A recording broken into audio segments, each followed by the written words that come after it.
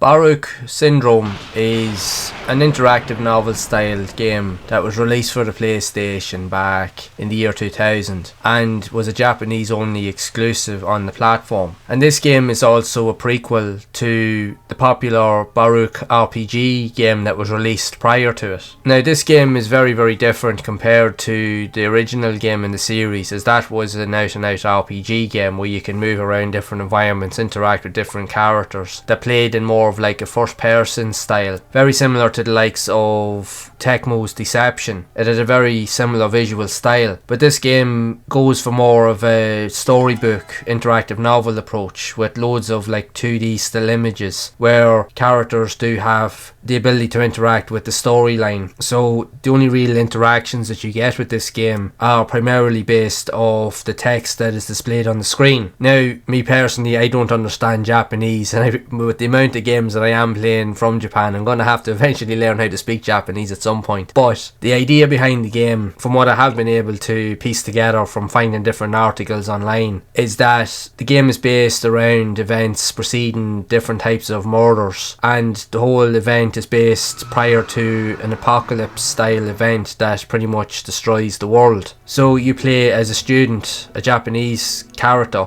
and you get caught up in some sort of investigation where a series of murders have happened, and your interactions play a key role into being able to solve some of these murders that eventually will lead on to the original game in the series. So there's not really much in terms of interactions. There's different still images that play out in different scenes, and you get a load of different text that tell you different snippets of the story or give you hidden clues, and at certain points you will be given options to choose from a list of different questions where you'll have to provide different answers, and depending on the answers that you give can determine different outcomes at that point or later on in the game. In some cases, if you make the wrong decision or if you choose the wrong answer, it's an instant game over, which I found myself from having played it happened quite a few times. Now, even though I don't understand the story, I do understand the concept behind it and what it's trying to do. But the one thing that really drew me in, I will say, from playing it was the visual style of the images in question, as even though it's a murder kind of mystery style of game, it has a very gripping and very dark but unique atmosphere to it. There's a really dark vibe to the game that really gets under your skin as you're playing it, because you have a lot of very dark tone style images when you go into like different rooms and different types of environments, but the background music is where it really takes precedence to build up that atmosphere and that tension within each of the scenes of the game, which is quite unique. Now, even though these type of interactive novels may not be for everybody, but they do have somewhat of a good following. There is people out there that do enjoy these type of games, as in themselves they're more story focused and story driven. So if you enjoy anything that has a good strong story behind it, this is definitely something I think that should be looked into. Now, considering the fact is that if you can somewhat understand the Japanese language, you can definitely get into this. But even with that, through a lot of trial and error, even if you don't understand the language, the game is still playable because it's fairly simple in its approach, because you just go through the different scenes, you're presented with answers at different points, you just have to make sure that you go through the different answers, because what will happen is if you pick the wrong one and it says game over, the game will put you right back into that scene when you continue on, and you can literally just continue on and keep trying out different answers until you get the right one to proceed to the next scene. So it will entice you to keep playing. So it's pretty straightforward that way, and it doesn't get overly complicated as you're playing it. It is something that's very different, but it does offer up a very unique style, and again, the atmosphere is definitely the star of the show here, with the background music really setting the unique style and tone. It really just has an eerie feeling to it that very few games, I'll admit, manage to capture, so this really does do that well. But I would love to know your thoughts on Baroque Syndrome for the PlayStation if you have played it yourself, and if so, what do you think of it? Do you enjoy these interactive style of 2D novels, or maybe not so much? I'd love to hear whatever stories you have regarding this game, so be sure to share them down in the comments below. And if you have enjoyed this video and you'd like to see more videos on more of these type of interactive novel games that are released for the PlayStation 1, then make sure to leave a like, subscribe to the channel and hit the bell to be updated when future videos are released. And if you would like to see more games on the channel of similar type of reviews and gameplay videos that are similar to this, then make sure to check out the playlists here on screen and below in the description to find out more. So until next time, make sure to keep playing those classic games and enjoying them,